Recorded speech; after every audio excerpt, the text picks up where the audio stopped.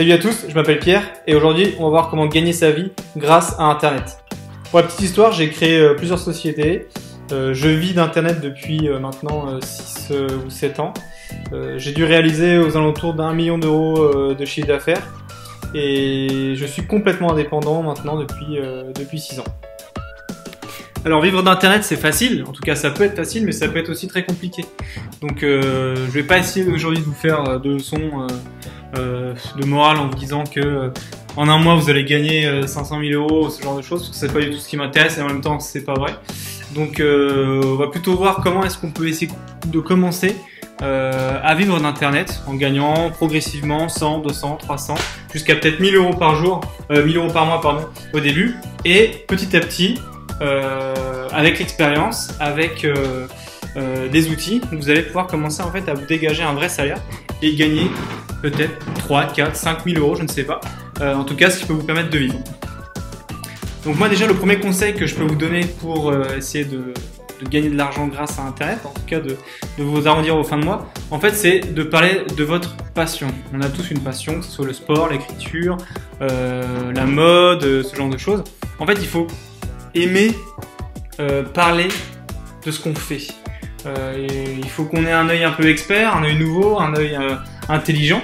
Et grâce à ça, finalement, on va réussir à parler, à se positionner en tant qu'influenceur finalement.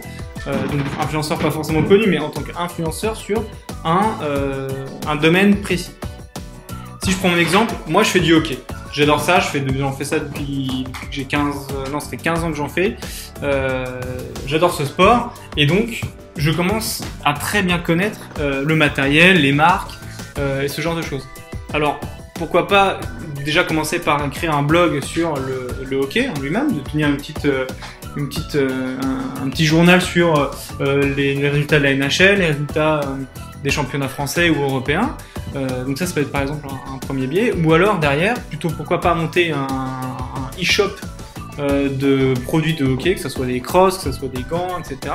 Donc tous les produits qui sont relatifs en fait à ce sport, et finalement de proposer mon expertise en tant que joueur à mes futurs clients. Donc ça déjà, voilà, ça peut être une des premières idées. Ensuite, une fois que vous avez l'idée, il faut des outils.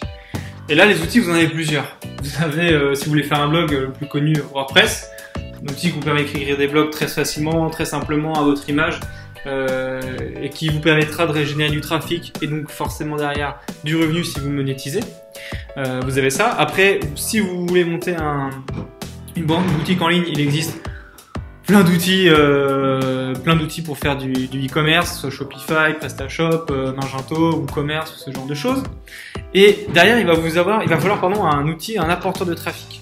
Et c'est là où ça va être le plus important, parce que vous allez peut-être avoir la meilleure boutique du monde, la plus belle, la plus ce que vous voulez, voilà.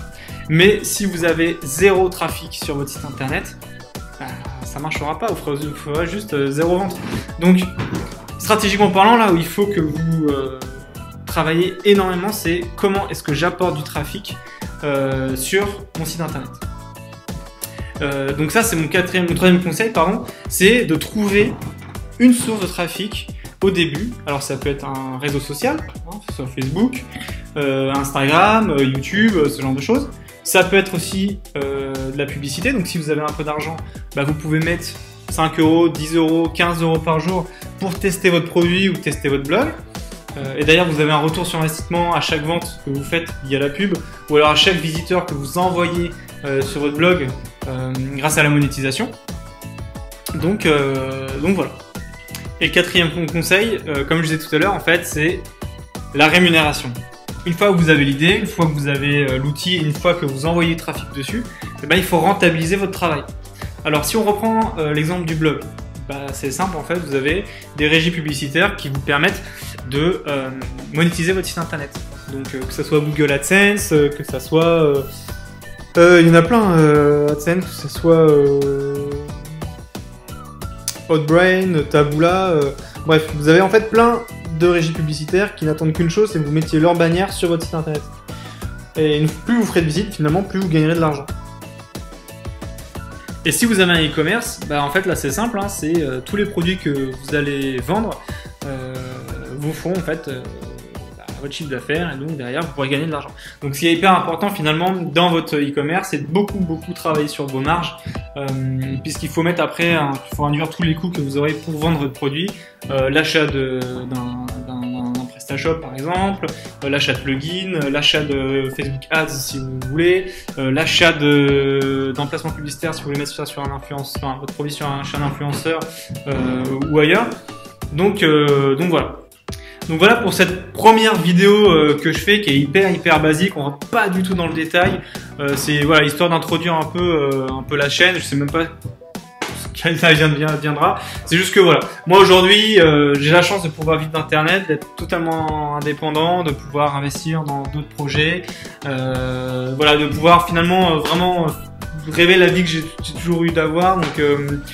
Donc voilà, c'est moi voilà, c'est histoire de vous parler un peu de ce que je fais, de comment faire et puis bah de comment derrière essayer de faire pour vous la même chose, puisque je fais pas mal d'interventions dans des écoles ou ce genre de choses et effectivement les gens en fait sont hyper intéressés dans le sens où ils disent bah si toi t'y es arrivé, pourquoi est-ce que moi j'y arriverai pas, et ils ont tout à fait raison.